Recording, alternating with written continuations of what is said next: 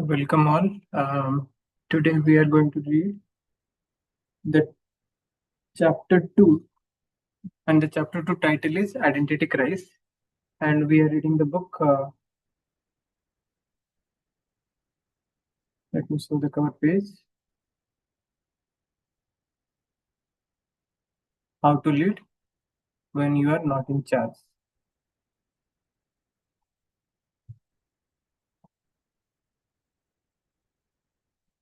The today's reading is starting from here. I am taking the lead and starting the reading part. And Sumanji, you can start reading and then I'll follow. विकास जी जैसे आप कहेंगे बताइए. हाँ, आप start कीजिए. Okay. From here, because he suffers. Here, the consequence of mistaken identity. Ji. The consequences of mistaken identity. Are there certain movies you just can't resist watching when you run across them while channel surfing? For me, it is any of the Bond movies, A Few Good Men, and Catch Me If You Can. These movies are like communal pizza. It is hard to just have one slice when there are more available. These are actual because No. Actual then Netflix from here.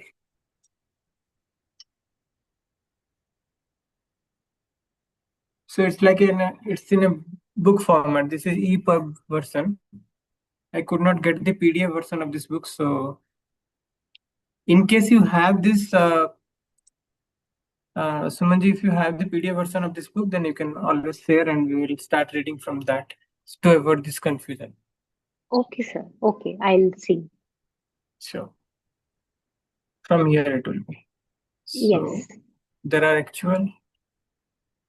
In mobile, actually, it is the top line is not visible. Just I'm zooming it out. Sure.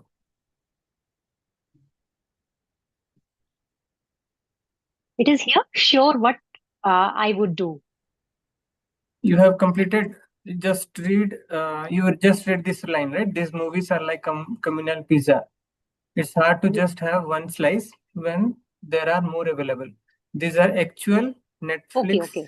chill Yes. movies. Netflix and chill movies in the purest sense of the term. Catch Me If You Can might have a leg up on the others because it is based on a true story. Frank, if you are reading this, let's hang some time. Here is a quick synopsis of the storyline in case your church has recently been boycotting Hollywood. Frank Abigail Jr. Leonardo DiCaprio grew up in a home where impressing his father was everything to him. His appetite for approval and his thirst for thrills drove him to impersonate a doctor, a lawyer, and a co pilot for a major airline. And he did all of this before his 18th birthday. As a master of deception, Frank not only bounced from career to career, but he also brilliantly forged checks to the tune of millions of dollars. All of this led to a cat and mouse game between Frank and FBI agent Cole Henriette, Tom Hanks. Cole made it his mission to capture Frank, but Frank was always one step ahead. This movie is all about identity. As Frank struggled to find himself, he chased everything he wanted to be. Like so many of us, Frank was chasing a particular identity because of his desire to please someone else. In his case, he was trying to make his father proud. Seems innocent enough, right? Unfortunately, trying to make their fathers proud is just one of the traps young leaders fall into when they don't have a firmly established identity. But that is not the only one. I have found There are three common identity traps that snag young leaders. Uh, yes, especially when they are trying to lead without being in charge. We have all been guilty of choosing from multiple passports, using a fake ID, or misrepresenting height and weight on a driver's license. Here is what I mean by each of these: choosing from multiple. Sumanji, yeah, ji thank you, ji ji. Sumanji, for reading, and we'll give the opportunity to the next one. Pinakaji Yes, or Banuji, if you want to take it over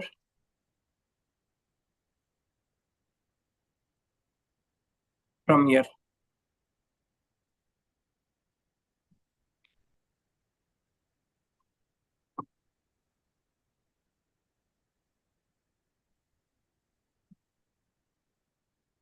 Okay, let me read by the time they are getting ready. So so we are discussing about the three common identity traps, and the first identity trap is choosing from multiple passports. Interesting. Let's see what it is. Early in the movie, the Bond identity, Jason Bond walks into Zurich Bank.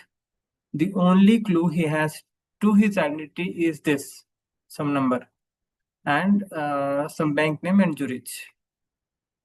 Because he suffers from dissociative amnesia, Bond knows nothing of his real identity other than the fact that he was fluent in several languages and had some sick combat skills.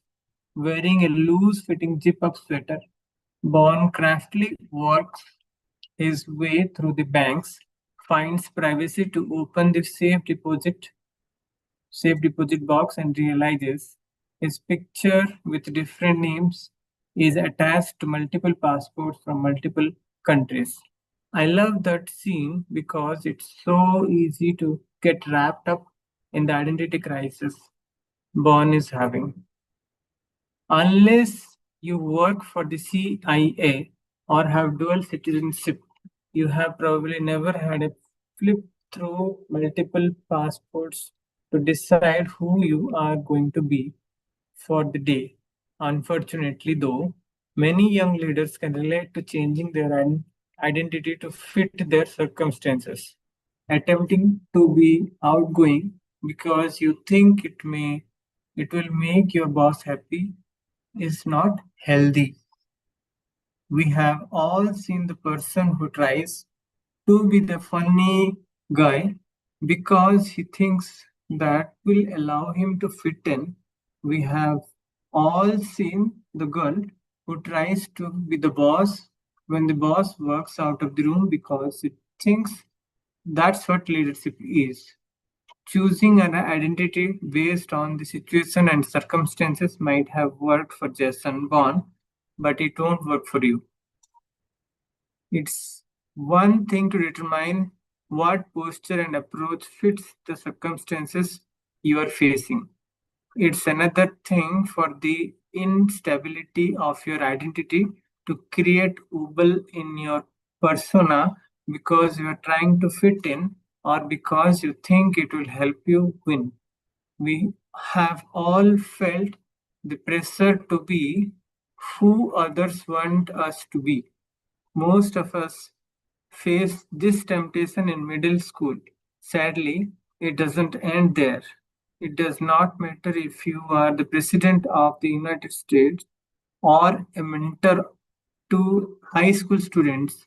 If your identity is unstable, you will subconsciously flip through identities to find the one you think others need you to be. This is very, very true, and it is so very much applicable in current context also.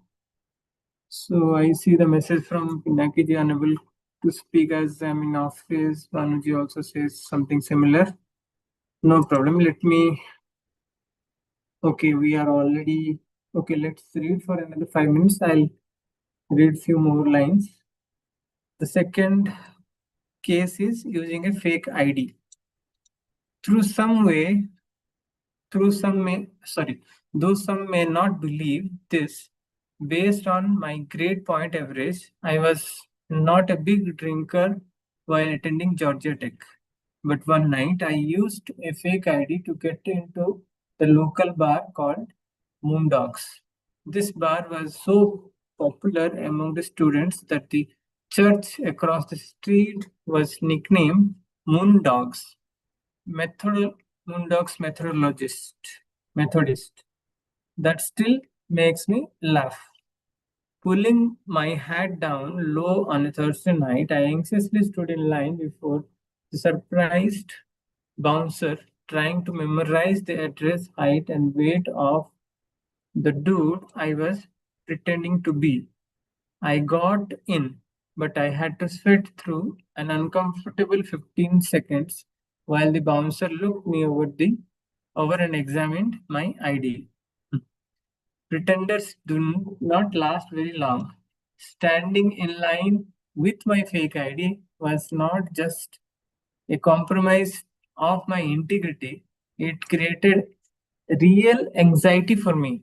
I was not comfortable pretending, and I knew deep down that pretending would not work well for me in the long term. Yet the truth is that you and I pretended all the time, especially when we are under pressure. We do this by projecting an image that we have it all together. We work longer hours to make sure we are seen as proficient and committed. Most of the time, these things are so subtle that we do not even notice we are doing them, but we find clues in the nuances of how we tell a story, what details we share and do not share with others, and who we blame when something goes wrong. No one wants to be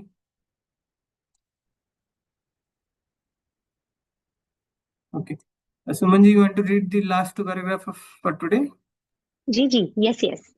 Sure. No one wants to be known as a pretender. For teenagers, colleagues, students, and young leaders, being called fake is an egregious insult. Because of that, I have seen many young leaders admit weaknesses in the name of keeping it real. I love the authenticity of that, but we have to find the balance between authentically admitting our weaknesses and excusing weaknesses. Too many young leaders use phrases like that is just who I am, or they just need to know that is how I have always been, to the excuse areas of potential growth. Why are we so tempted to pretend? Using a fake ID is a form of hiding who we are that began back in the Garden of Eden. After Adam disobeys God's command and eats from the tree of knowledge of good and evil in Genesis 3, God looks for Adam and asks him where he has been. Adam responds by saying, heard you in the garden, and I was afraid because I was naked, so I hid. Genesis 3.10 emphasis mine because he had broken trust with God. Adam was hiding and didn't want to be found or known by God. Pretending or hiding ourselves from God and others is a spiritual issue. It is rooted in a failure of trust, a failure to believe what God says about us. I'll get to that in a bit. For now, we can all agree that pretending is a consequence of the fall. Very, very profound line. It's Yes. rooted in a failure of trust, a failure to believe what God says about us. And that is what is most important. That also is very crucial for our self confidence. If we just bother about that but not nothing else, then the life will be very easy to lead. And He is concluding this paragraph by saying, we can all agree that pretending is a consequence of the fall. A fall in our confidence, a fall in our belief system, a fall in the moral or the virtues that we have. If they fall, then we tend to pretend and try to prove ourselves that we are so and so, but we are not exactly that. So the identity crisis definitely uh, demonstrates Yes, this. yes, leads to this pretending part. Yeah, this is my takeaway. You can share few, Sumanji or others, if you want to. Yes, Vikashji, that my takeaway is that it's very true that we go on once we try to pretend, we lose our identity immediately. Whatever morals we have, values we have, we lose them also. And pretending never stops. For it goes on and on. And I think the in last it is very nicely said that it is the consequence of the fall. True, very true. Very rightly said that there is no end to it. Yes, Once we pretend and we are into the trap, we feel like pretending again, and that might demand even more identity crisis. Even more fall is guaranteed. yes. Fine. As we have decided that the session should be shorter so that we can continue easily. Let's connect again tomorrow, same time, 1:45 p.m. And till then, have a great day to all of you. Thank you, Vikashji. Thank you. Same to you. Thank you. Yeah, so one nice line actually Pinaki has written, let me read that. Pretending always leads to false identity and also unnecessary distractions, draining out our energy. Very true. Thank you for sharing, Pinaki. Thank you.